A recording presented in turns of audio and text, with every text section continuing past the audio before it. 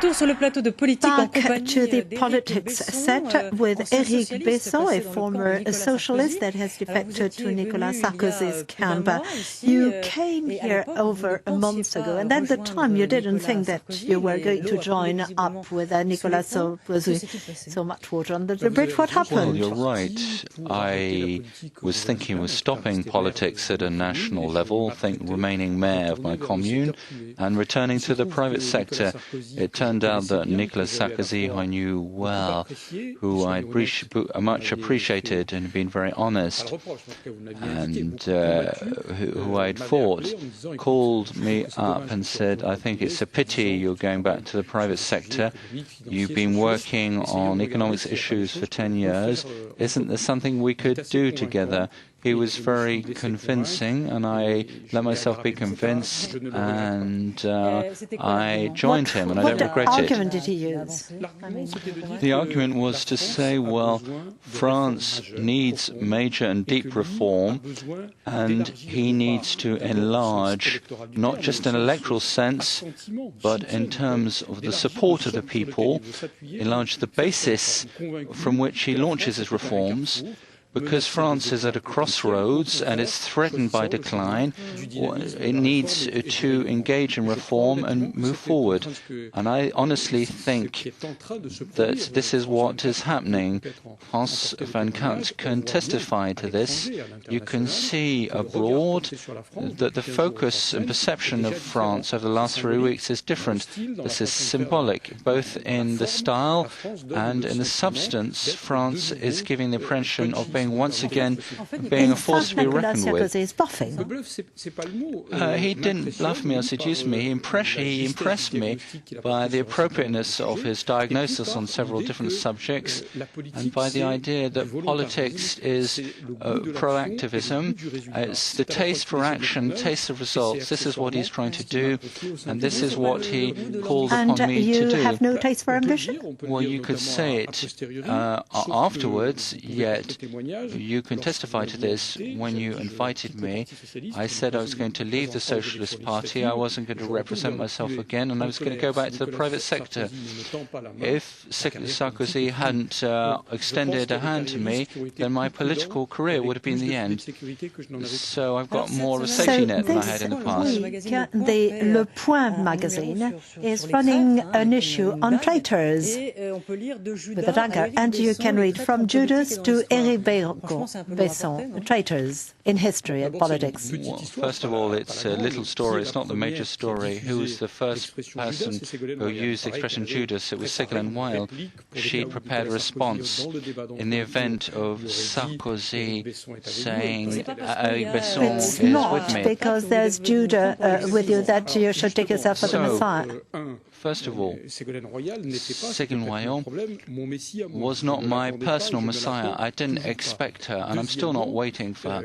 Secondly, if I remember the Gospels, Judas didn't say out aloud, he didn't say he didn't subscribe to Jesus' views. He said it very discreetly.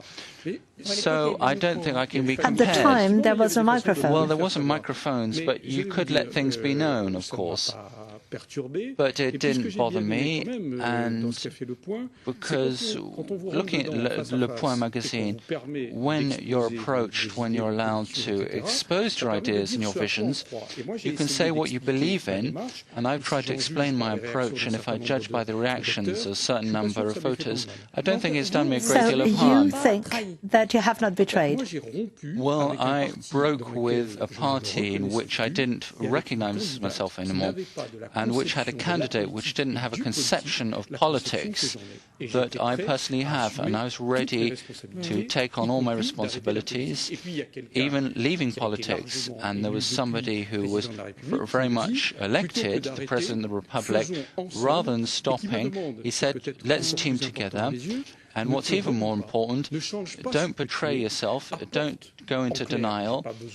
You don't have to become a man of the right. I need people from the left. I need them to come and work with me without betraying their own values and convictions. So we're going to speak of your job in a minute, you're State Secretary. But first of all, I'd like us to go to Donzère in the Drôme, the village where you've been elected mayor. 5,000 inhabitants, it must be stressed. To see how the inhabitants react. The village of Donzère has a population of 4,700. It's located along the Rhône River in southeastern France. As in most country villages, there's a medieval church and castle ramparts, and of course, a local bar. It's a barometer of opinion. Every subject comes up, not least the question that's fueled debate since eons. Is Donzère a part of Provence? No, Donzère is in the Dauphiné region. Donzère has always been the gateway to Provence.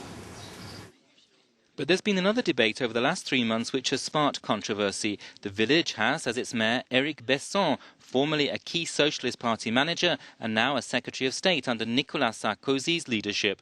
Besson switched from left to right during the presidential election campaign. Opinions on that vary. I can think of one politician, and I know it's going back in time a bit. It's Winston Churchill. Well, he switched political allegiances 4 times without compromising his beliefs. And I think Eric Besson is like that. It's better to have a political heavyweight for mayor than someone unknown.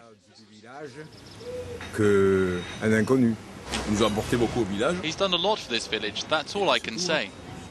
Not everyone in the village is saying what they think. Some shopkeepers are keeping quiet in the fear of deterring customers and the powers that be. The local chocolate maker, and also a councillor, isn't so hesitant. Jean-François Merat has decided to speak out. He's not a happy man. I'm against the way he switched and against the way it happened, because I feel it's not right to keep the job of mayor when that post was gained under Socialist Party colours. He should have resigned his position as an act of honesty, out of respect for the voters. He should have resigned as mayor and as an MP. Besson is not running for office in the current general election campaign. He's considering whether to do so in future local elections. That's fueling rumours in Donzère. The meandering river of politics is never too far away. The nearby Rhône River is flowing peacefully enough. Despite Besson's switch to the other side, his village remains firmly on the left bank. So, as Churchill, could you still change camps? Well, I wouldn't compare myself to Churchill. I'm much more modest. And what I heard, first of all, what I like is the recognition of the work achieved in a commune. I've got a simple argument, that is putting economic development at the service of social development and giving new tools to citizens. It's true at a local level and a national level. I try to do it locally. I think it's been recognized, and I'm going to try and do the same at a national level. The second point is with respect to what the opponents said. It doesn't really matter.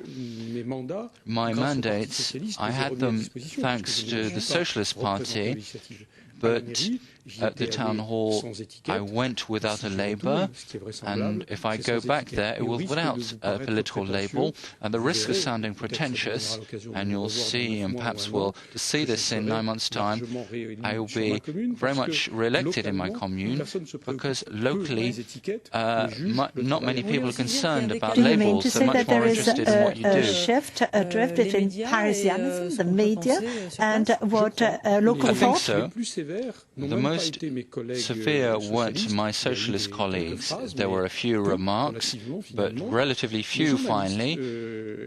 Journalists and some politically committed journalists were the most severe, and I'm walking in streets, I take the TGV and I see people, You're not called they Judas. don't call me Judas, and people say in fact that you've displayed a great deal of courage, and many people on the left have said to me, I wouldn't wouldn't have done it, but there is consistency in what you're doing and what you're saying. But to pick up on the expression you used, all this will be judged over time. I think in the value of work, I've been accused of doing many things, but not for not having worked. And I've always taken my responsibilities, and I intend to do so in the future. Well, you're a Secretary of State with the Prime Minister in charge of planning and evaluation of public policies. What is it? It's very simple. There are needs for short-term reform on which the President and Prime Minister can specify. I can't go into them just yet. Well, I will be handed a first mission in the next few weeks. Can't you tell us more about I'm afraid I can't go into that just now. I'm going to obey my political masters and not tell you. In the next 2 or 3 months, I should submit a report. You're going to report to whom? To the Prime Minister and the President of the Republic, those people who will contact me. The second kind of subject is planning. What does it mean? It's preparing the reforms which involve France over the next 10 years. Could be energy questions, aging, funding social protection. There again, the Prime Minister will call upon me, and I will use all the experts, somewhat disparate they may be, and I need to verify that public money is being well used. This is the primary responsibility of the Minister of the Budget, Eric Wirth.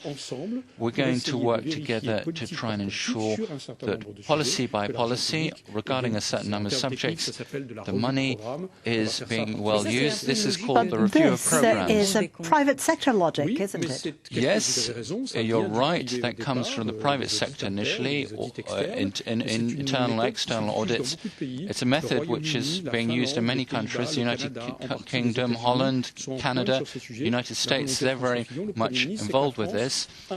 And France is comparing itself to these countries and wants to become a model as far as this is concerned, and I'm very interested in this. The feeling is that it's been cut out for you. I mean, don't you feel that you've been used as a trophy, that you've been looted from the enemy?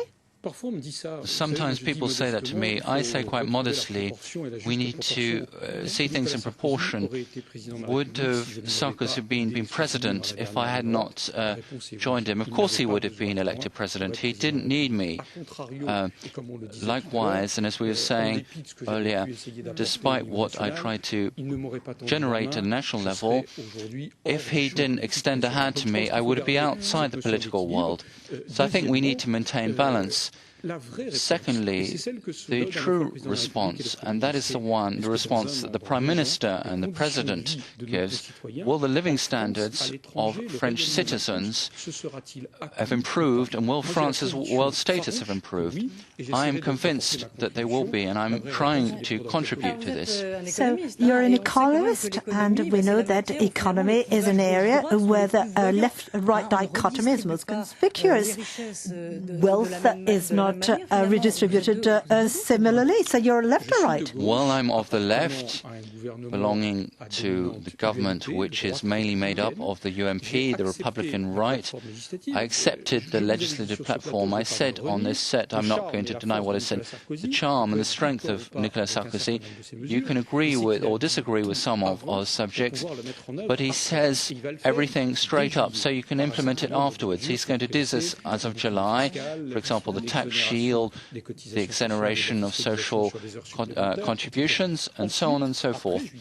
After July, there will be a new phase. The pact, implicit or explicit, that I have is I'm going to express myself internally within the government, with the President of the Republic and the Prime Minister when they ask me to, and externally I will demonstrate governmental solidarity, otherwise there will be no point. Well, in fact, when you closed the door on the PS, did you split with the socialists or with the left?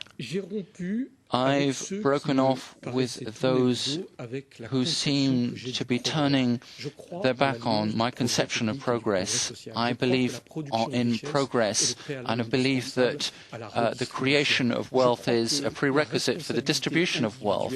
I think individual responsibility cannot be disassociated from collective responsibility. And it seemed to me that for a long time, the Socialist Party represented this, but had appointed a candidate, I don't want to go into details here, a candidate who didn't correspond to this ideal. And how do you look at your former socialist friends? With compassion? Do you think that they understood nothing at all and they are really taking a slap in the face and they keep on procrastinating? With affection, with sadness and with relief. Affection, because I spent 15 years with them and I've got some very strong links which haven't disappeared. With sadness, because what is happening, what could have been forecast, and you may remember I said it before, not afterwards, but it's taking place exactly as I said it, including the taking over of power of Ségolène Royal, of the party, very likely. The terms need to be defined, but it is likely to take place. And then a relief. I'm glad I'm not going to be attending an umpteenth socialist convention, which I didn't really want to take part in. Another Red convention. Not so much the defeat, but the conditions of defeat, because it's a heavy defeat. Even if Ségolène Royal achieved during one evening, we need to prepare fresh victories. It was a much more severe defeat than you might have imagined. Thank you, Eric Besson, for having joined me on Thank you very much. This is the end of politics, and we'll meet again next week with other guests. Thank you.